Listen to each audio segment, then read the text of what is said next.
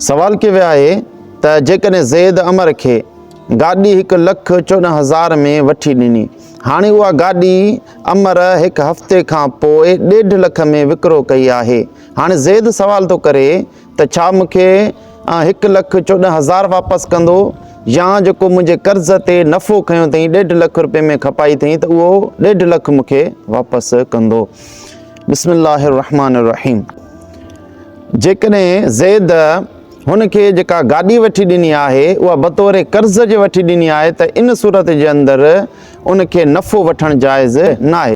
छो जो मुस्नदुल हारिस जे अंदरि हदीस मुबारक हुआ हज़रत मौला अली रज़ी अल्लाह ताला अन्हु करे वियो त उहो त चए त रसूलुल्लाह सल्लल्लाहु अलैहि वसल्लम फरमायो, कुल्लु कर्दिन जर्र मनफ़अतन फहुव रिबा।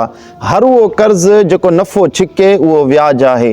गोया के जेकॾहिं हिन कर्ज़ में ॾिना आहिनि 1,15,000 में ॾिनईसि, हाणे वरी वठे 1.5 लख रुपया थो त ज़ाहिरी ॻाल्हि आहे त कर्ज़ ते नफ़ो थो वठे ऐं कर्ज़ ते नफ़ो वठणु व्याज आहे, नाजाइज़ आहे। इन करे जेकॾहिं कर्ज़ में ॾिना अथई त पोइ मथियां पैसा वठण उन जे लाइ जाइज़ न आहिनि।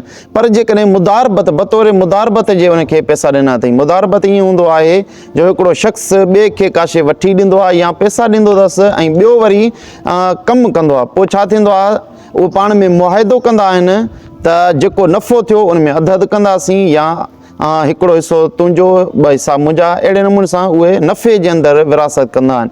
जेकॾहिं अहिड़ी का सूरत आहे, इनखे मुदारबत चइबो आहे, त पोइ इन सूरत जे अंदरि जेको उन्हनि जो मुक़ररु मुआहिदो थियो हो, नफ़ो थियो हो, त उहो पंहिंजो हिसो वठी सघनि था। पर सुवाल मां बज़ाहिर इहा ख़बर पए थी त हुन बतौर कर्ज़ जे ॾिना हुया, इन जे करे जेके मथियां पैसा आहिनि उहे अमर जा आहिनि, ज़ैद उन खां वठी नथो सघे। वल्लाहु आलम बिस्सवाब।